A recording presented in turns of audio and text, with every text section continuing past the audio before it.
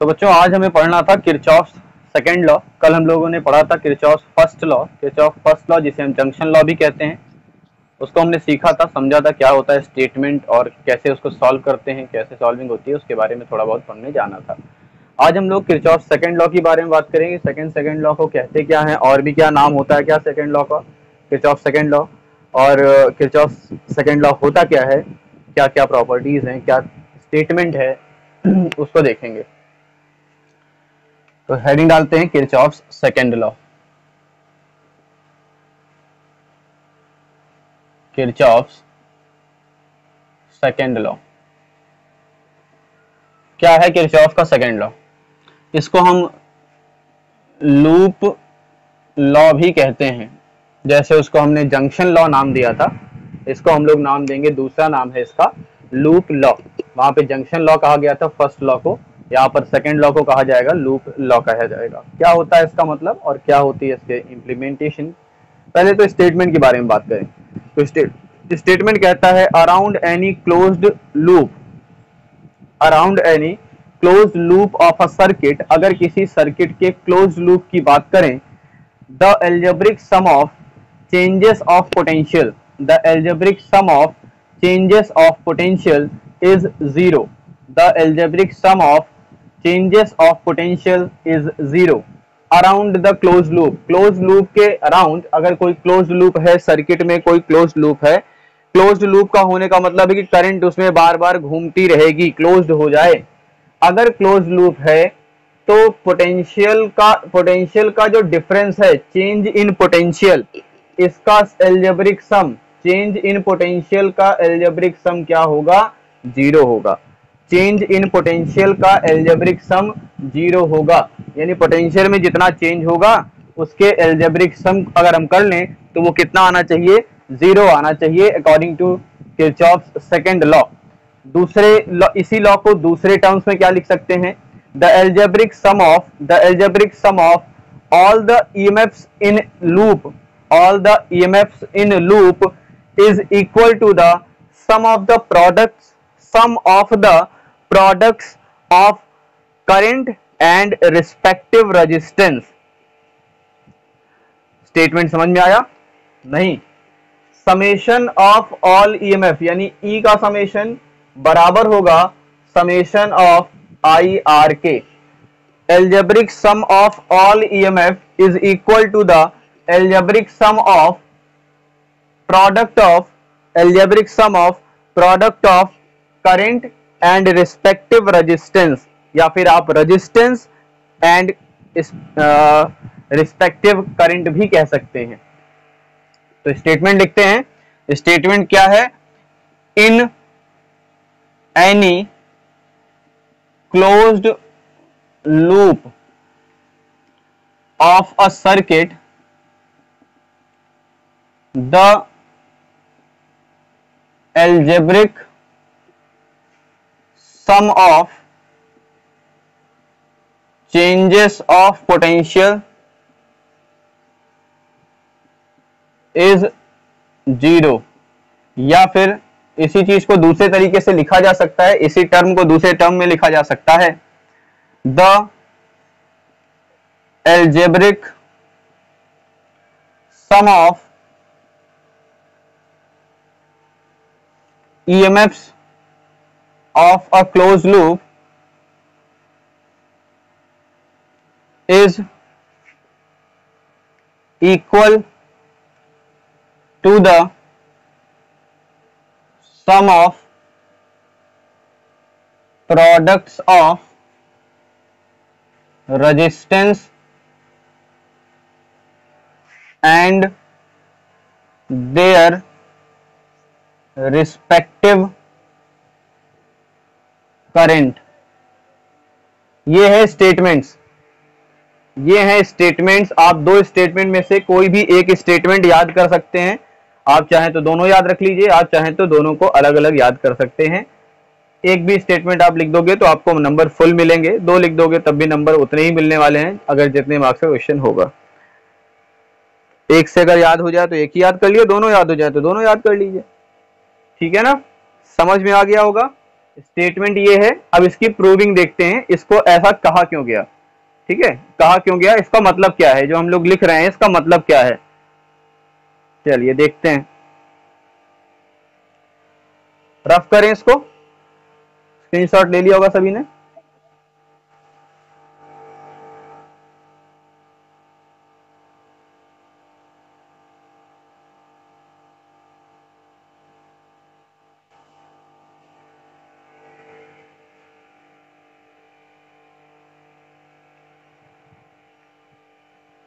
पहले इसकी मीनिंग समझ लेते हैं, उसके बाद फिर इसको इम्प्लीमेंट कैसे करेंगे, इसको अप्लाई कैसे करेंगे वो भी सीखेंगे। तो देखिए, मान लेते हैं कि एक सर्किट बना दी हमने, ये सर्किट कुछ ऐसी बनी है,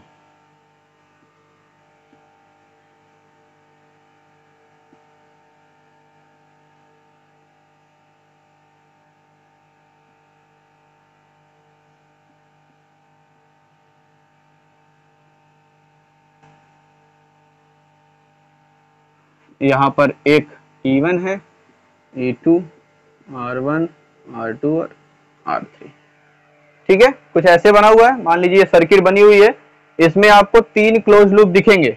एक तो ये वाला क्लोज लूप है, यहाँ पर देखिए करंट ऐसे घूमती रहेगी। एक क्लोज लूप ये है, यहाँ पर करंट ऐसे घूमती रहेगी, और पूरा ले सकते हैं आप, पूरे को भी क्लोज लूप मान सकते हैं। तो क्लोज लूप यहाँ पर कितने हैं, 3 है। अब according to Kirchhoff second law, किसी क्लोज लूप में ईएमएफ का सम, सारे ईएमएफ का सम जो होगा वो इक्वल होगा। मान लीजिए इससे करंट कितनी निकलती है, इससे करंट, ये पॉजिटिव प्लेट, ये नेगेटिव प्लेट, ये पॉजिटिव प्लेट, ये नेगेटिव प्लेट, तो इससे करंट निकलेगी मान लेते हैं I1, और इससे करंट निकलती है मान लेते हैं I2।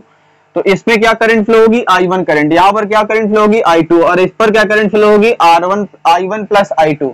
तो according to Kirchhoff second law, E1 plus E2 बराबर होगा I1 R3 plus I2 R1 और plus R2 I1 plus I2, यानी सारे ईएमएफ का सम, ये ईएमएफ है, ये ईएमएफ है, सारे ईएमएफ का जो सम होगा वो बराबर होगा करंट और रेजिस्टेंस के मल्टीप्लाई के। हाँ, उस रेजिस्टेंस में उतनी ही करंट फ्लो होनी चाहिए जितना उसके साथ मल्टीप्लाई है, तभी वो एक्यूरेट निकलेगा। यानी ये होता है हमारा किरचॉफ सेकंड लॉ की एप्लीकेशन। सेकंड लॉ को अप्लाई कैसे करते हैं, ये है मेथड। ये हमने पढ़ा कि सम जो होगा ईएमएफ का सम, वो I इंटू R के प्रोडक्ट के सम के बराबर होगा। पहले I और R का प्रोडक्ट करेंगे, उसके बाद सम करेंगे। ये स्टेटमेंट में यही लिखा था, the sum of products of resistance and their respective current.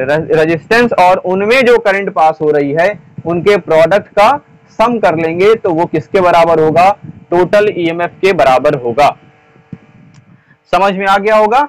अब इसका साइन कन्वेंशन पढ़ते हैं कि जब हम अप्लाई करेंगे सर्किट में तो साइन कन्वेंशन क्या करेंगे, साइन क्या लेंगे, यानी पॉजिटिव या नेगेटिव क्या साइन लिया जाएगा, कब पॉजिटिव लिया जाएगा, कब नेगेटिव लिया जाएगा, ये सारी चीजें हम पहले सीखेंगे। तो पहला साइन कन्वेंशन हम पढ़ने जा रहे हैं, सेकंड रूल का जो सेकंड लॉ है इसका साइन कन्वेंशन। पहला साइन कन्वेंशन क्या है कि आपको क्या करना है, टेक करना है, we can take travel of current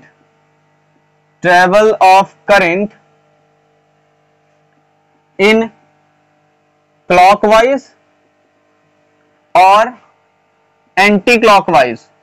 यानी आप क्लॉकवाइज भी ले सकते हो करंट का ट्रेवलेशन, यानी करंट को आपको ट्रेवल कराना है। मान लीजिए सर्किट में करंट क्लॉकवाइज ऐसे घूम रही है, एंटी क्लॉकवाइज, या फिर हो सकता है क्लॉकवाइज घूम जाए। ये हो गया ना क्लॉकवाइज, करंट ऐसे चलती, घड़ी ऐसे चलती है ना क्लॉकवाइज, और एंटी क्लॉक होगा तो ऐसे। तो आपको करंट की जो रोटेशन है, करंट की जो डायरेक्शन है, उसको पहले से आपको या तो क्लॉकवाइज मान लेना है या तो एंटी क्लॉकवाइज मान लेना है। या तो क्लॉकवाइज मान लीजिए या तो एंटी क्लॉकवाइज मान लीजिए। सबसे पहला काम, आप कुछ भी क्लॉकवाइज ले रहे हैं तो क्लॉकवाइज ले लीजिए, एंटी क्लॉकवाइज ले रहे हैं तो एंटी क्लॉकवाइज ले लीजिए। अब हम ईएमएफ को क्या करेंगे, EMF taken as positive, EMF को पॉजिटिव लेते हैं। ईएमएफ को पॉजिटिव कब लेते हैं और नेगेटिव कब लेते हैं, ये ध्यान रखिएगा। तो अगर आपने क्लॉकवाइज लिया हुआ है, मान लीजिए जो सेल आ रही है आपकी कुछ ऐसे आ रही है, यहां पॉजिटिव यहां नेगेटिव, और हो सकता है कि ऐसा कंडीशन कभी आ जाए, ऐसी कंडीशन आ जाए कि ये पॉजिटिव नेगेटिव बना हो, करंट अगर क्लॉकवाइज आपने लिया तो करंट की डायरेक्शन अगर इस डायरेक्शन में है, अगर इस डायरेक्शन में हमने जो लूप लिया हुआ है ये क्लॉकवाइज या एंटी क्लॉकवाइज, अगर इस डायरेक्शन में आता है तो हम लेंगे क्या, पॉजिटिव लेंगे। तो जो ई होगा वो पॉजिटिव होगा, ई क्या होगा, पॉजिटिव। और अगर ये डायरेक्शन माइनस से प्लस की तरफ आ रही होगी तो करंट क्या रहेगी, सॉरी ईएमएफ क्या रहेगा, नेगेटिव। पॉजिटिव से नेगेटिव रहेगा तो ईएमएफ पॉजिटिव रहेगा, उल्टा ले लिया, ये नेगेटिव और ये पॉजिटिव, सॉरी ठीक है, पॉजिटिव से नेगेटिव जाएगा, ये पॉजिटिव से नेगेटिव रहेगा तो नेगेटिव ई जो है वो नेगेटिव लेंगे, ई का मतलब ईएमएफ है। और अगर नेगेटिव से पॉजिटिव जाएगी तो ई पॉजिटिव लेंगे, ये चीज ध्यान रखना है, ठीक है। तो करंट की डायरेक्शन को देख करके हम करंट की डायरेक्शन को देख करके पॉजिटिव या नेगेटिव बनाते हैं जो लूप हम लेते हैं, ठीक है। तो जब इसके क्वेश्चंस लगाएंगे तब फिर ज्यादा बेटर समझ में आएगा, क्वेश्चंस लगाएंगे तब ज्यादा बेटर समझ में आ जाएगा, ठीक है। कुछ समझ में आया, थोड़ा बहुत, ज्यादा तो नहीं लेकिन थोड़ा बहुत समझ में आया होगा, थोड़ा बहुत ही, ठीक है, ज्यादा नहीं समझना है, थोड़ा बहुत ही समझना है, ज्यादा समझ लोगे तो दिक्कत में आ जाओगे, ठीक। तो इतनी सारी चीजें थी आपको समझने के लिए इस चैप्टर में। अब दो चीजें और बची हैं। पहला बचा है metre bridge, Wheatstone bridge, metre bridge और पोटेंशियोमीटर, ये तीन चीजें बची हुई हैं। व्हीटस्टोन ब्रिज एक छोटा सा कॉन्सेप्ट है, उसके बेसिस पर दो इंस्ट्रूमेंट्स बनाए गए हैं। मीटर ब्रिज एक इंस्ट्रूमेंट है और पोटेंशियोमीटर एक इंस्ट्रूमेंट है जो आपको लैब में मिलेगा। मतलब ये जो टॉपिक, अगले जो 3 टॉपिक बचे हुए हैं, ये 3 टॉपिक थ्योरी बेसिस पर नहीं है, ये आपके प्रैक्टिकल बेस्ड हैं। यानी जो दोनों थ्योरी हम लोग पढ़ने वाले हैं, ये पढ़ेंगे, इन फ्यूचर पढ़ेंगे, वो प्रैक्टिकल से रिलेटेड है। तो जब हम लोग प्रैक्टिकल पढ़ेंगे, अगर स्कूल ओपन होता है, स्कूल जब ओपन होगा तो हम लोग जब प्रैक्टिकल करेंगे तो उस टाइम आपको पोटेंशियोमीटर, मीटर ब्रिज और व्हीटस्टोन ब्रिज के बारे में बताया जाएगा।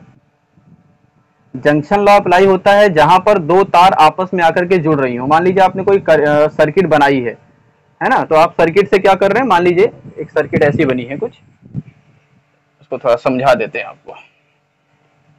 जंक्शन लॉ कहां अप्लाई होता है, ये भी अभी ये नहीं समझ पा रहे हो आप। मान लो कि कुछ ऐसे, अभी मैंने एग्जांपल भी बनाया था ऐसा कुछ, ये पॉजिटिव टर्मिनल है, ये ई है, ठीक है। यहां पर ये पॉजिटिव टर्मिनल है, ये E1 है और ये E2 है, यानी इसका ईएमएफ E1 है और इसका ईएमएफ E2 है, और यहां पर एक रेजिस्टेंस लगा है, ठीक है। तो इससे एक करंट निकलेगी इस डायरेक्शन में, करंट कितनी होगी, I1।